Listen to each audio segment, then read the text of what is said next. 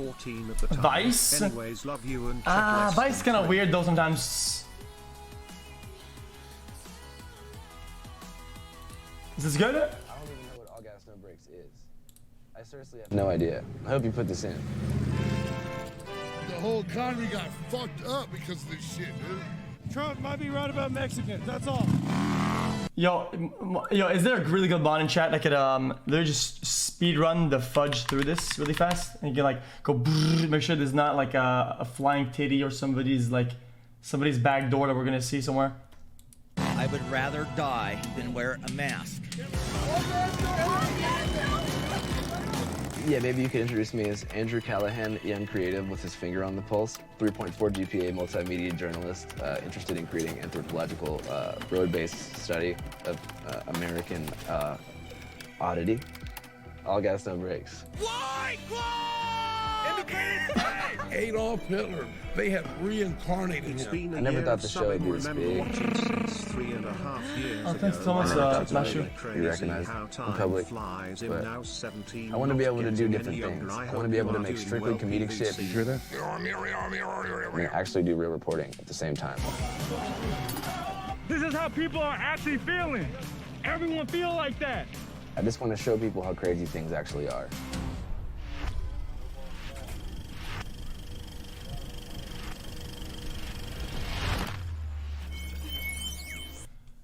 Those is if you use highlights, similar to TOS. Yeah. I'll try to get some mods and give me the parts so I can skip them. Okay, 950 apparently there's one. Thanks, good job.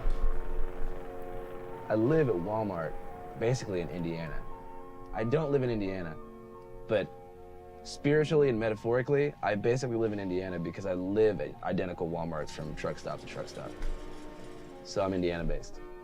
The name All Gas No Brakes, I have no idea where it came from. All gas, no brakes, baby! Show me your butthole! Flip-flop the clown of a foot fetish. Everybody cough in my face! Why are you doing this? I have nothing better to do. Show some fucking motivation! Fuck Antifa! Fuck Antifa! Some people call it comedy, journalism, ethnography, anthropology, all kinds of academic terms. I saw like a research paper on it. There's a way to break it down, but it's not for me to do. Only like the lamest creators analyze themselves, package it with buzzwords, and distribute it. I just go outside and put a suit on and just talk to people. Real, dude! That's real shit, dude. That's real shit, dude. How many times have I told you guys this before, dude? That's real and just go true. outside and put a suit on and just talk to people. Shit, we real out here. You hear me? 1K out here. Let them know. We real, we 1K out here.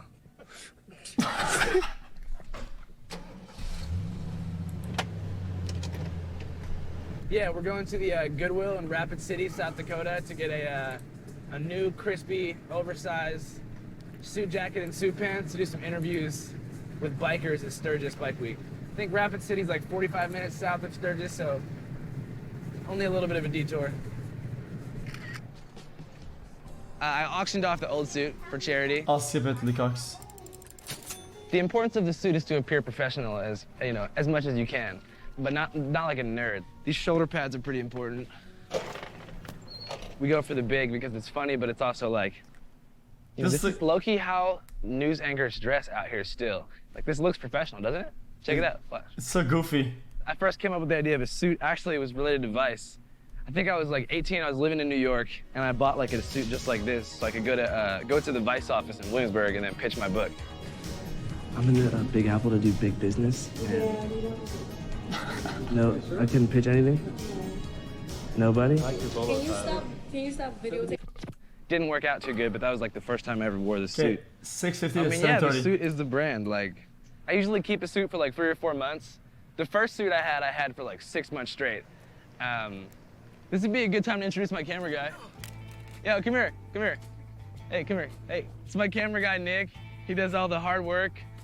Andrew and I met in New Orleans. I guess I got involved because he asked me to hitchhike with him when we graduated college. It used to be that I had to find Andrew's debit card or the keys or his phone all by myself. But now Evan's been with us for like 4 or 5 months, and now Evan That's pretty cool, though. for Andrew's debit card and Andrew's keys and Andrew's phone. I'm the production manager for All Gas No Breaks. Nick really does like camera one.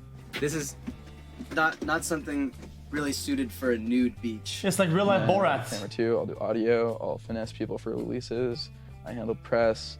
We kind of all co-direct when we're at shoots. Like we all know what's funny. We all talk about what footage to use. I think like the big part of the show is like Andrew's style of editing. If anyone tried to colonize them, they got fucked up. There's gotta be a question for fucked up, right? Yeah, fucked up. I've been friends with Andrew since we were probably about 13. He just kept telling me like, dude, you gotta come work with me, you gotta come work with me. And I was like, no, like I refuse to have Andrew Callahan do anything that kind of resembles being my boss, just because he's such a fucking character. Who knows how well that's gonna go. I guess I've been doing it for probably like 6 months now, and it's bigger than ever. I never thought the show would be this big. I think maybe the oh shit moment is happening right now. You know, the Vice crew's in my RV, so I guess people care. When over 1 million people follow you, that's every kind of person. You have like Boogaloo Boys and Proud Boys and like anarchists following you at the same time and all laughing at your shit. I have to show what's going on. You guys want to walk in toward the RV? Yeah. All right, everybody get out of the way. We all live in this RV together. Well, also, it's good content because there's no like rules. The only rules they have to play around is TOS or whatever, right? So they can do like media stuff without thinking about all the media etiquettes and procedures. Yeah, this is it. This is where I live, in this back master bedroom right here. It's not quite big enough, but yeah. Gets really hot back here. Yeah, it gets really hot back here. This is where we keep all of the, you know, like, fuck. My favorite camera that we use is this shit. This is our like OG camera. We bought it in Miami off of like this old Cuban man for like, I think $500. This is a map of the flat earth. 200-foot ice wall holding the oceans in level and flat. Walmart, Chinese food. For when me and the boys want to play beer pong. We do a lot of interviews at children's parties, so we have this to fill up balloons for kids and make sure that they're like having a great time and celebrating correctly. Of course, the off-brand sanitizer, because we take coronavirus very seriously. Oh shit, the first 6:57, 7:30, you have to skip it? Oh man, the first stain of the day. Hopefully there will be a lot more. I just meant like, you know, motorcycle grease. Fuck. Yeah, it's art. We just have to skip it. We have to skip art, even if it's. Yeah, I get it. What's up with the naked painting? Okay. 7:30. Okay. Cool journalism work. Concerned that Julian provides young teens a gateway to cigarette smoking, jazzy flavors like mango, creme brulee, fruit, and cucumber will be a thing of the past. I'm conflicted because like part of me wants to say like school's bullshit, you know, because I don't know, it just seems like a waste of money if you already know what you want to do. But for me, school helps. Just having those 4 years of like exams and actual routines like gave me what I needed to like not fuck up. But I can't say I learned that much from school. If you think about it, most journalism curriculums in J School are written by people from the print media, local news era. Like they don't prepare you for like Instagram and TikTok maybe being the top way to send information out. I literally could have been a local news anchor in like Panama City Beach, Florida, or like Springfield, Illinois, but instead I took my own way. That's kind of cool. I came to Sturgis to like learn about bikers. I've never talked to bikers before. I don't know. Whoa! Was that 9:50? Whew, that's close. Guys, it could have got, dude, to 10:30. Holy shit! It's fine. We're not gonna get banned. That was fun. Holy cock, that was fine, dude. He said from 9:50 to 10:30. Is this fine now? Was that long, man? I just play up the naiveness. That's the only element in which like the all gas guy is a character. Because it really is just me, but I play up the naiveness. Obviously, I've seen a lot of shit, and I know the answers to a lot of the questions that I'm asking. But it's a thing that Louis Theroux did a lot. It's kind of like when Louis Theroux would go to like mega churches, like Westboro Baptist Church. He would say, you know, are you in support of gay marriage? You know the answer, but you want to have that dialogue so the audience can consume it firsthand, because not everybody knows certain things. So the only way that the all gas dude is a character is just asking basic questions that he already knows the answer to. What you doing? I'm partying. What are you doing? Fucking running around. Somebody who really wants to get on the show might be like extra crazy, which is kind of funny, but it's also like, is that really how you are? Or are you just doing it because you want to be like viral online? Yeah, dude. You want to come on the show right now? Dude, I agree so much with what he's saying. Guys, I talked about this last time again, dude. Dude, that's a bunch of my talking points, but dude. Yeah. You just gotta be yourself. Huh? You just gotta be yourself. Myself sucks. Yourself sucks? Yeah, I'll try it. Okay. What we got going on here? What sucks the most about you? My wife. Just kidding. Do you mean? I mean. Do you mean that's good? That's a good sucking, by the way. Just so you know. Do you mean? What do you mean? Really? What do you think? A woman sucking. Think about it. I don't get it. Okay. Are you still thinking? I see what you're saying. Are you sure? Yeah, I see what you're saying. All right. I'm out of here. Thank you. We smashed it. What was that? There it is. You just saw what it looks like. When someone comes up and is like, I'm gonna bust this kid's balls, and he's like, my wife, sucking on it, or whatever, and I'm like, the best is when they deadpan just say the full sentence at the end. Like if that dude looked at me and he's like, I'm talking about my wife giving me head. You know what I'm saying? Yeah, that would have I been got a chat in 9 ideal. 20. That would have been the crash zoom. My battery's dead. Let's get charged. All right. Part of me just like wants to just like get the hell out of here. Go somewhere where there's no bikers and no one else. Well, it's just kind of dangerous. Like, relax. So All Gas No Brakes started. So first there was like the book All Gas No Brakes, which was about hitchhiking. The first time I went hitchhiking, I was like 19, after my freshman year of college, and spent that entire summer with like a recorder at different bus stations and motels, just like talking to people, I guess on like the fringe of society, like real like road people. This is a story from my first ever ride hitchhiking that was mistaken for a male sex worker. So that was pretty funny. Yeah, he asked me if I wanted to hitchhike with him across the country, and I had, like, you know, that sounded awesome. Because he had been hitchhiking by himself like a bunch of times. So we did that. You guys thought it was a flute. Hopkinsville, Kentucky. We're trying to make it to Colorado. Living in an RV gives me everything the hitchhiking did, minus hustling for food and showering and a place to sleep at night. It pretty much like totally encompasses everything that I liked about hitchhiking and then throws away all the shit that I hated about it, which is sleeping at random strangers' houses and like stealing almonds. That's what hitchhiking is. Stealing almonds. Then I started making videos on Bourbon Street in New Orleans, interviewing like drunk people. And then I figured like, yo, I want to combine like comedic interview style with that philosophy of the road. I didn't know what to do, so I pitched the idea to this like media company called Doing Things. I was like, yo, if you guys buy me this RV that we're sitting in right now, I know, Chad, I will make a sick show out of it. And it'll be like a cultural exploration of America, and it'll be like funny meme LMAO shit. That's how it started. I convinced a company to buy me an RV.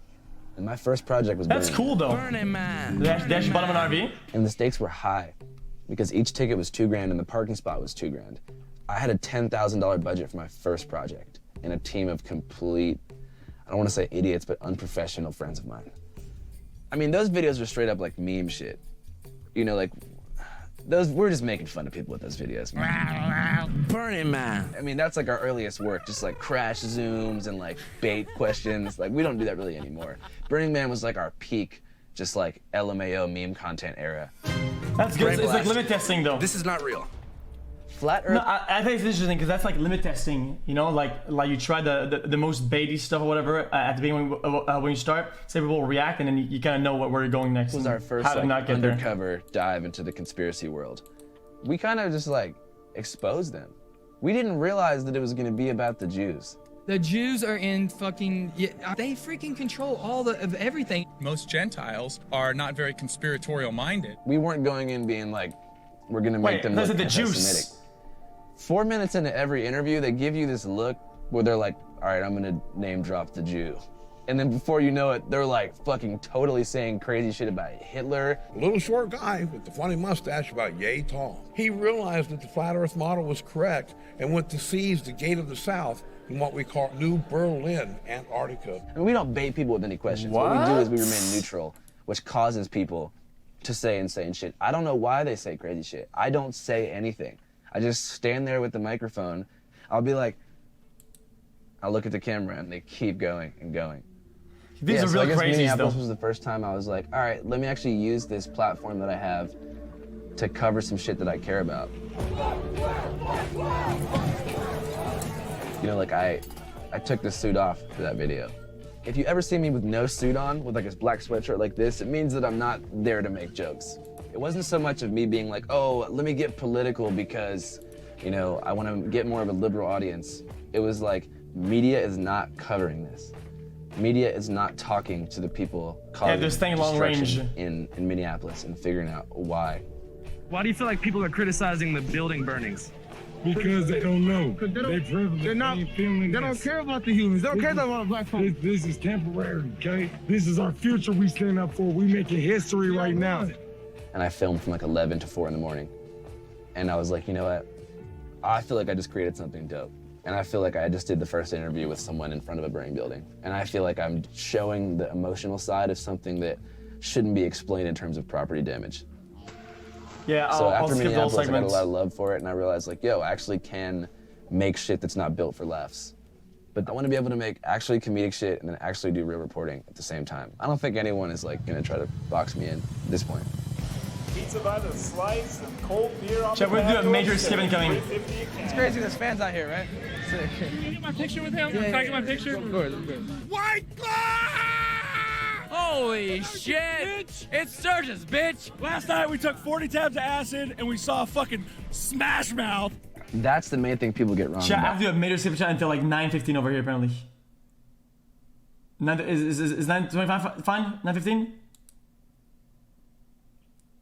I'll skip now just to make sure. Yeah, apparently it's a bunch of TOS in there.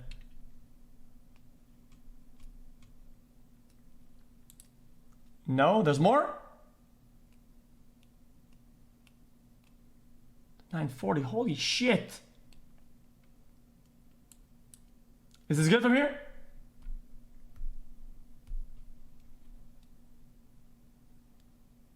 But Trump might be right about Mexicans. Fucking gassed it.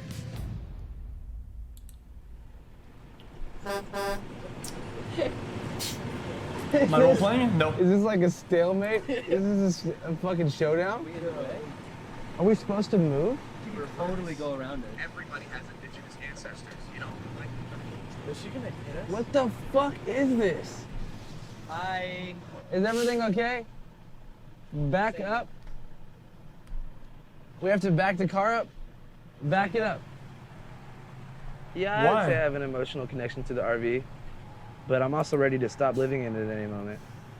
It's fun to like go wherever you want, right? And I have like the freedom to like hop between states every day. But at the same time, you kind of miss having like a friend group or like a network of people. Like you kind of feel like baseless in a way. So I want to keep living in the That's RV, the but I loading want to dock. like pick a city where I can have friends that I come back to. The more I stay still, the more I start to dissociate. And the more I start to feel like I'm living in a simulation, like I'm trapped behind my eyes. I have that permanent too. brain damage from shrooms. Seriously? Okay. Yeah. I have something that's called HPPD. It's called hallucinogenic post-perception disorder. Okay, not that. So I have like permanent visual damage. Like I see visual snow and like tracers like even right now, like everywhere I look from using too much shrooms and stuff at a young age. When I was 13, when I was going super hard with shrooms. So I guess around that age, I started to like dissociate a lot. Went to like pretty severe like depersonalization, derealization disorder for a few years. And at that point, I felt like I needed to live more extremely to like feel in body. So yeah, everything that healing that. And it's gotten better. So That like was fine, my brain you know? and vision might be fucked up for life, but I'm definitely not gonna live a boring life. That was fine, just, you know, I don't maybe know, I could have done sometimes I worse. get worried that, you know, when the show grows, like, it'll be harder to, like, keep it raw and real, but to be honest, the show's already pretty big and we're still doing this, so fuck, man. Life's crazy. I didn't ever think I would have a show. Yeah, the show's changed a lot, but it's like exactly the same too. Like we still live in this RV. We still have the same like clunky giant camera. Barely understand what a shutter speed is or does. It's definitely like not that sustainable of a lifestyle. Like it wears on you a little bit. You have to smell your homies every day. But I could do it for a lot longer. I hate when people say they come away from the videos like all nihilistic and bummed out on the country. They're like, wow, everyone's crazy. We're in this giant culture war. We're all fucked. I just want people to feel like there's like humor in darkness, because we're in like a really bad time. I just want to show people how crazy things actually are in a really objective way that's like quick and easy to digest. Pretty funny. Yeah, so you guys don't realize we've seen all these videos before. Like, we've seen a lot of these small segments, because these are segmented videos from like a bunch that we watched, and they're fine. Like small segments of whatever is fine. That was pretty good though. I can't say that we had to skip a lot of it, but I think it gave us a good insight, because we watched all the videos, they're pretty good. That was pretty good.